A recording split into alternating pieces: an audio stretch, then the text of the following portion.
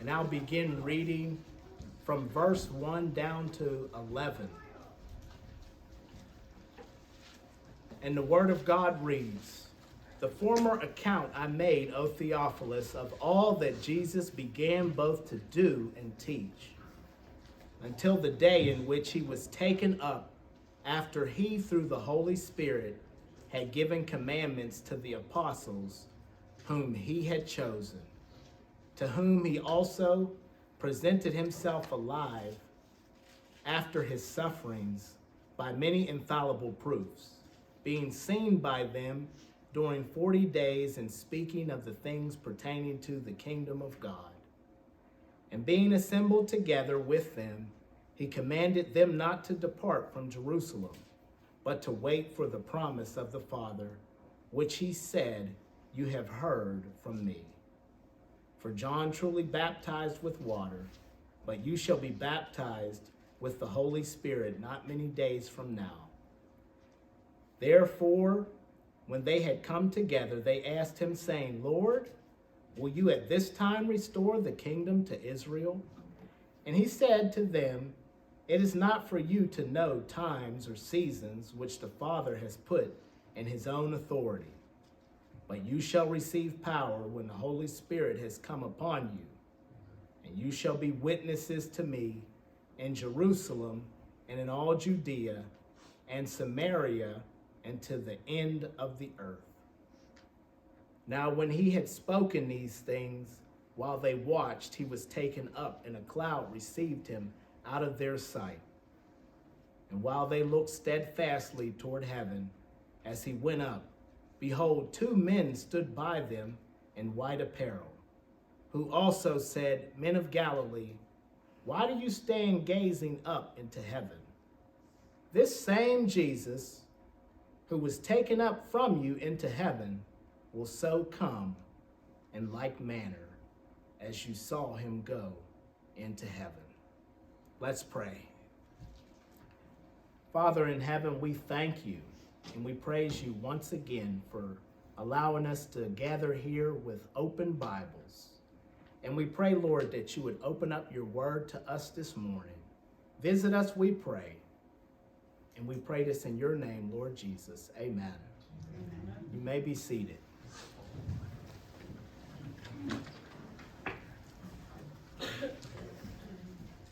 When you think of the doctrines that are connected to the Lord Jesus, what is one of the most neglected doctrines?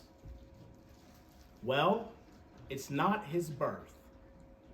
We know that because we just celebrated the holiday that surrounds his birth. It's not his sinless life, because we boast often of not being righteous in ourselves, but having the righteousness which is from God through Christ Jesus. It's not his death. As we know, there's another holiday that has been founded on the death of Christ. And it's not his resurrection, because we know that there is a resurrection day. I would argue that one of the most neglected teachings that is connected to the Lord Jesus Christ is his ascension into glory. His ascension into glory. So we'll look at that this morning in 3 points. We're going to look at that in 3 points. And they will be brief. It'll be a bird's eye view of these 3 points connected with why he ascended into glory. Number 1, he ascended to be exalted. Number 2, he ascended to continue his work and ministry. And number 3, he ascended so that he could once again come again in his second coming. So he ascended, thirdly, to come again. But let's look first at the context of the book of Acts. We've been talking in our Wednesday night services about the importance of context, knowing the context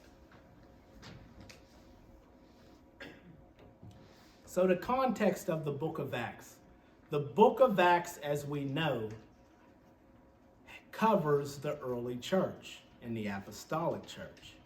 We find in the book of Acts, in the first 12 chapters, the preaching of Peter. We see mainly in the first half the ministry of Peter. In the second half, we see mainly the ministry of the Apostle Paul. And it's been well said when we talk about the ministry of the early church and the apostolic church, that the book of Acts could be better named the Acts of the Holy Spirit. What we find in the book of Acts is the Spirit of God, God the Spirit, the third person of the Trinity, descends down, first at Pentecost, and empowers men for the work of the ministry. And as we know, all of us that have read through the book of Acts, we see the Holy Spirit mentioned over and over again as they're ministering the word of God. The Spirit of God is bringing men into salvation. The Spirit of God works mighty wonders and miracles. And we see the gifts of the Spirit of God on display in the book of Acts. And the Spirit of God is mentioned over 50 times in the book of Acts. Another thing we want to remember that we see in the book of Acts is the new covenant promises on display. And we know about the new covenant. The new covenant promises and blessings are that the Spirit of God will be in every believer, and that we will all know God by way of divine revelation and by having the inner witness of the Spirit of God. And so let's talk briefly concerning the context of the book of Acts. This is also very important to remember. The book of Acts is difficult to interpret. It's difficult to interpret. It has what's called interpretive challenges because the book of Acts was written during a time of transition. There was a time of transition from the ministry of Christ in the early church into the church age. And we find in the book of Acts what's been called the power gifts. The power gifts. The power gifts have to do with the performing of miracles and signs and wonders. And as we know, being people that are knowing what's going on in the church today, that interpreting the book of Acts has been one of the most challenging things in ministries today. Are we today to be in the middle of the service standing up and speaking in tongues? Are we today supposed to have a healing ministry? Are we today supposed to be prophesying in the church of God? These are some of the interpretive challenges in the book of Acts. But today we are going to look together, and as I said briefly, at the ascension of Christ. And we see that mainly in verses 9 through 11. We see that our Lord ascended bodily into glory. And the point number one is that he ascended to be exalted. But not only exalted, but he ascended to be doubly exalted, or exalted above all exaltation. The word exalted means to be at the highest position, a position of high praise and of high authority. And not only high authority, but the highest authority. And we see that in a monarchy. And we're familiar with a monarchy. A monarchy is a form of government where you have a king that rules. And in a true monarchy, the king has not only power, but he has absolute power. He has the final word over all things. And that's what we see in the person of our Lord Jesus Christ. As the word says, he is indeed Lord of lords, and he is King of kings. And he ascended to the right hand of God, the position of all power and all authority. He ascended to be exalted. Now, when we say that he ascended to be exalted, we want to think over this just a little bit longer here. The Lord Jesus Christ was always God, second person of the Holy Trinity. The Lord Jesus Christ existed in eternity past. As we read in John 1, the Word was with God, as we said in Sunday school, and the Word was God. Not a God, but God Almighty. And that's the teaching of what's called the eternal sonship of the Lord Jesus Christ.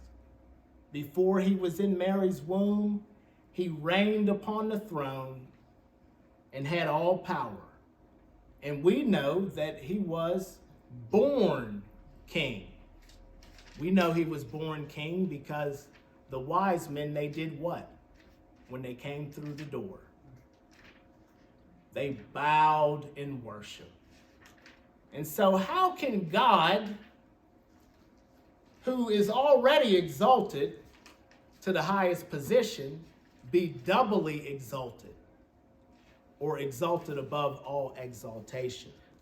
When we talk about Christ ascending to be doubly exalted above all exaltation, we want to speak about his incarnation,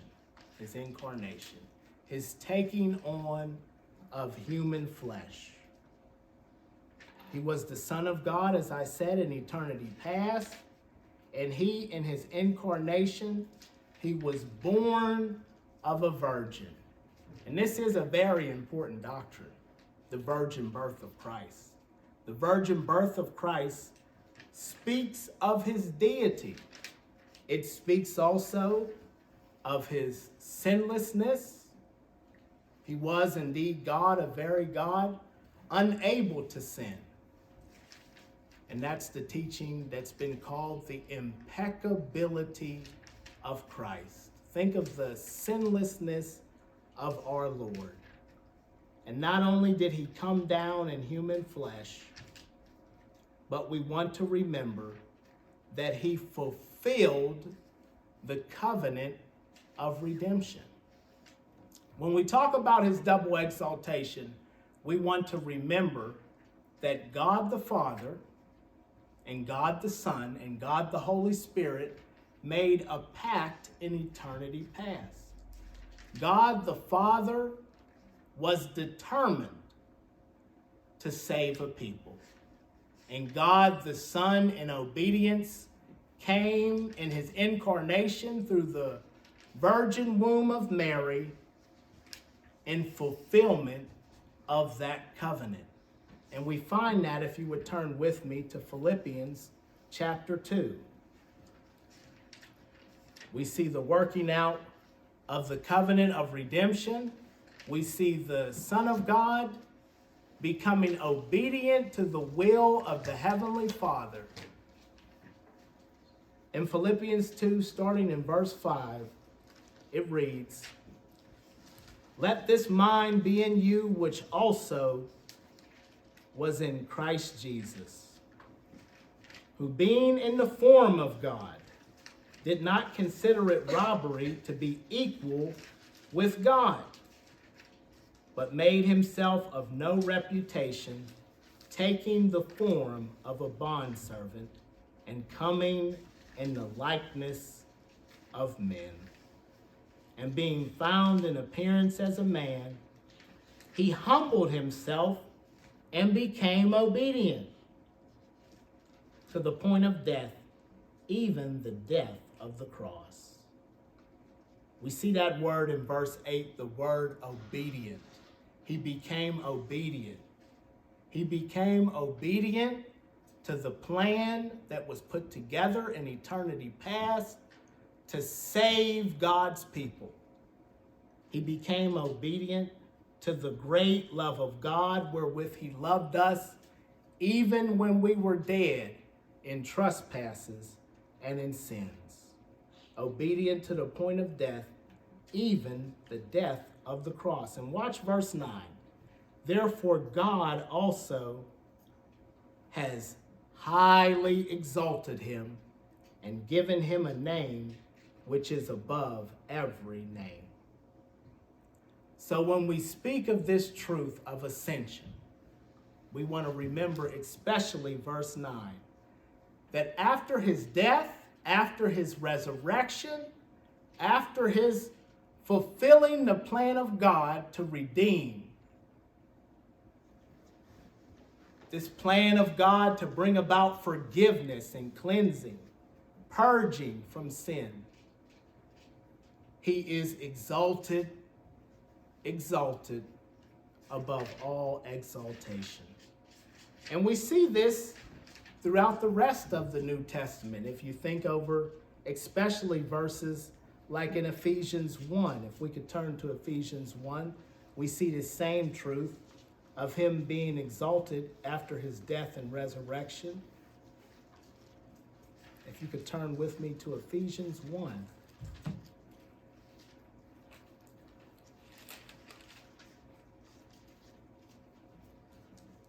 Verses 18 through 23, towards the end of the chapter.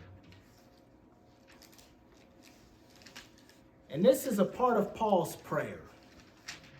And this should be our prayer for one another, that we see Christ as doubly exalted, that we would see him as we walk through this life as King of Kings. In verse 18, the eyes of your understanding being enlightened, that you may know what is the hope of his calling, what are the riches of the glory of his inheritance in the saints.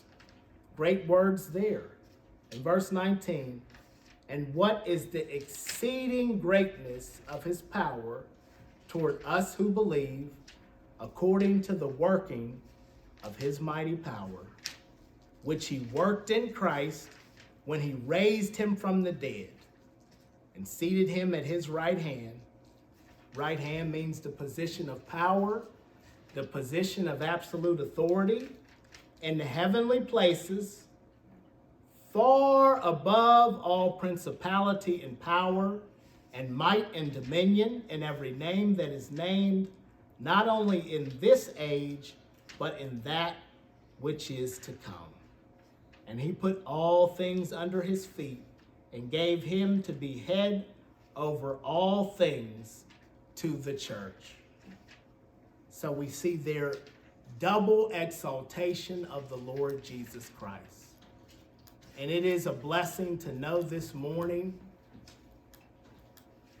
that those of us that know the Lord Jesus Christ know him who is over all God. We know him who upholds all things by the word of his power.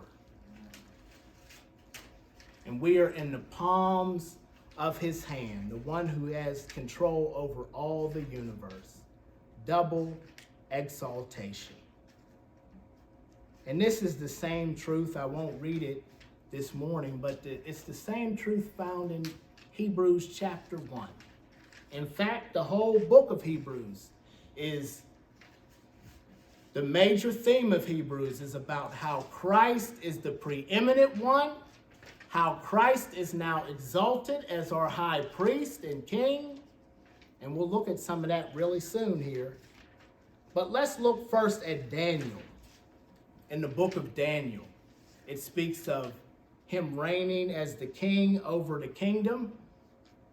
Daniel prophesies about our Lord Jesus Christ being doubly exalted and being a king over the kingdom.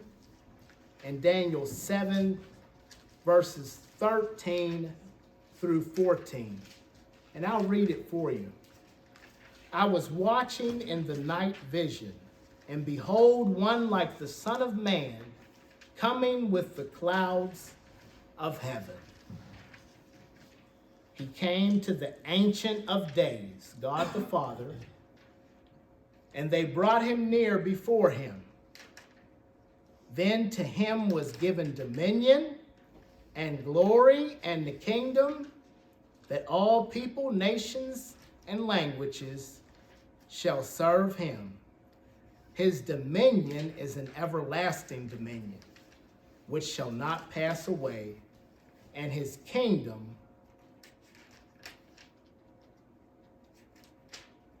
there shall be no end. There shall be no end. It shall not be destroyed. Okay, application.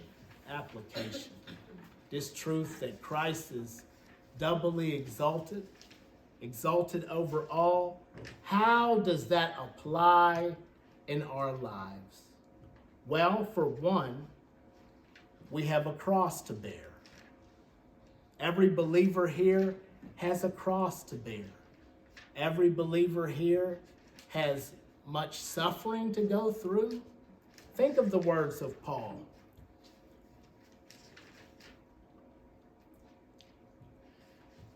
He said, through many trials and tribulations, we shall enter the kingdom of God. Paul was no preacher of flowers and roses in this life. In fact, Paul said that we must die daily. And the Lord Jesus Christ, when he described discipleship, he described it as self-denial and cross-bearing. So we have a cross to bear. And as we bear the cross, especially the cross of suffering, maybe suffering knowing that we have lost children, maybe suffering knowing that we have a lost spouse, maybe bodily sickness or suffering, we want to know that the Lord who upholds all things is ruling and reigning over every situation in our lives. And knowing him as our Lord and Savior, that should comfort us through the deepest affliction. And we see that in the lives of God's people throughout the centuries.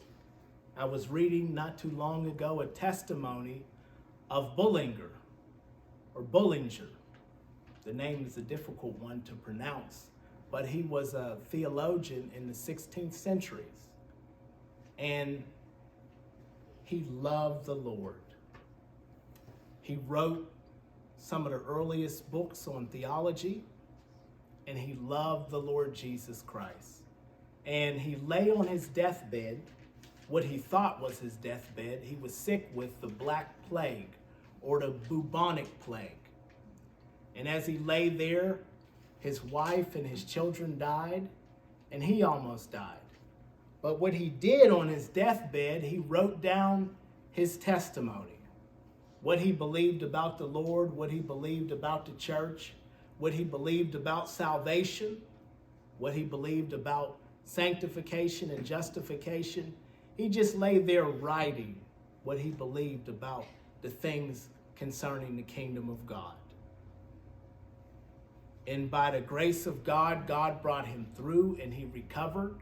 And on his deathbed, he happened to write down what's been called the Second Salvific Confession. And it's one of those early confessions that came out of the Reformation. And it was written down by a man who almost died from the bubonic plague. And it is because his eyes were on the ascended Lord Jesus Christ. It is because he knew this Lord who is ruling and reigning over all things, that he was able to have that peace through suffering. We will all in this life go through suffering, but the difference will be made. The testimony should be suffering gracefully holding on to the Lord Jesus Christ. And as we spoke earlier in our second point is the major theme of the book of Hebrews. The book of Hebrews was written to present Christ as our great high priest. Why did he ascend into glory? He ascended to continue his work, his high priestly work. Let's remember, when we talk about Christ being the great high priest, number one, he's the great high priest because he gave himself for his people. He died in our room instead. He was the only priest who offered up himself. And in that sense, he's the great high priest. But also when we talk about Christ being the great high priest, we want to remember this. And this should comfort your soul, that he, as our great high priest, ever lives to make intercession for us. We want to remember this in times of trouble and struggle and difficulty, that he ever lives to make intercession. Think about our prayer meetings that we have here at MRBC. And I do believe, I'm a firm believer, that this church is moving forward on its knees. And this church is moving forward because of prayer offered up before the throne of God.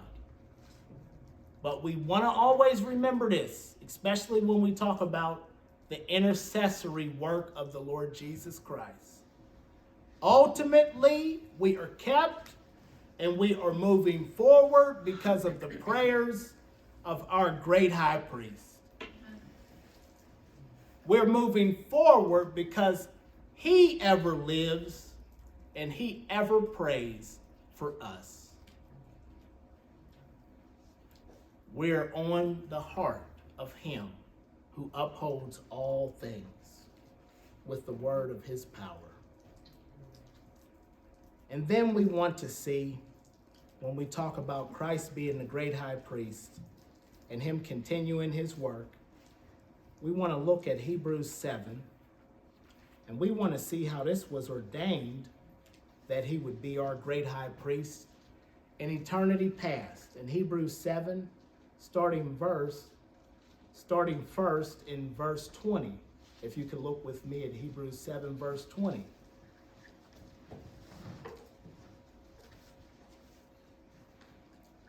In verse 20, and inasmuch as he was not made priest without an oath, for they have become priests without an oath, but he with an oath, by him who said to him, the Lord has sworn and will not relent. You are a priest forever, according to the order of Melchizedek. By so much more, Jesus has become a surety of a better covenant. Also, there were many priests because they were prevented by death from continuing. But he, because he continues forever, has an unchangeable priesthood.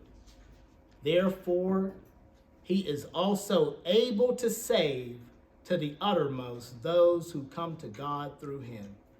Since he always lives, we want to concentrate on these words in 25. Since he always lives to make intercession for them. And in verse 26, for such a high priest was fitting for us, who is holy, harmless, undefiled, separate from sinners, and has become higher than the heavens. When we talk about the new covenant, when we talk about Christ being our great high priest, in verse 22, he is the surety of a better covenant. My salvation has been sealed in the blood of my great high priest. And on the third day, he rose again. And after 40 days of comforting his people, he ascended into glory to intercede for me. and my soul is kept by the power that is in his hands.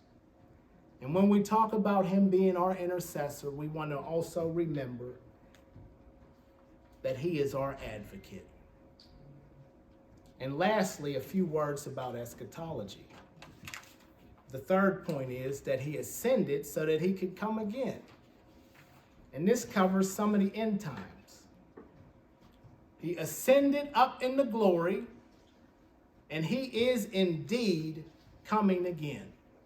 But one thing we want to remember when we talk about his second coming is that we want to move away from guesstimating and from estimating on his second coming.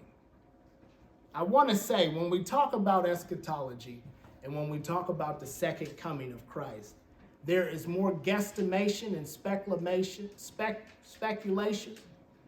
that surrounds the coming of Christ than any other doctrine. And you know what they've done? They've pulled the wool over our eyes. They've made a lot of money writing books. And as one brother said, they read their Bible with one hand and a newspaper in the other hand. And they're great money makers. When we talk about the second coming of Christ, we want to emphasize what is plain and clear in the Word of God. We know that he is coming again to receive us to himself. That comforts my soul. I can't be moved by speculation. I can't be moved by the guesstimators and the estimators. But my soul is moved in this, that my great high priest, my God and Savior, who is God of very gods, who upholds everything and every activity, all things are upheld by him. He is coming again. I shall see him in his glory. He's coming, it says, with the clouds of heaven, with all glory and with all power. And I shall be caught up to meet him in the air, and I shall forever be with the Lord. Isn't it a beautiful thing to move away from speculation and get down to the plain truth that is clear in the Word of God? My soul has found peace and rest, knowing that I shall be with him forevermore. And that'll help us through trials. That'll help us through tribulation, knowing that he ascended to come again. And lastly, he ascended to come again as judge of all of the living and the dead. His sheep shall be on his right hand, the goats shall be on the left, and all eternity shall be ushered in at the coming of our great King. He ascended first and foremost to be doubly exalted, extra exalted, above all exaltation, with a name that is above every name. Secondly, he ascended to continue his work.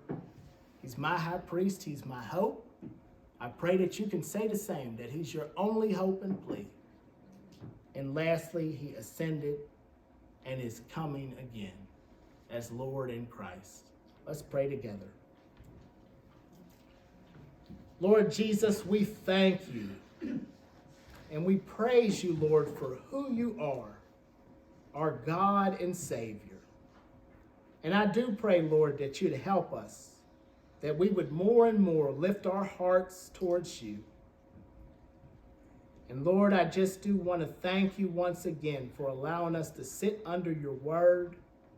I pray, Lord Jesus, that your word would have its perfect work in every heart and life. And mainly that we would know you more than we knew you yesterday. Open up the eyes of our understanding. We desire to know more of you. And we pray this in your name, Lord Jesus. Amen.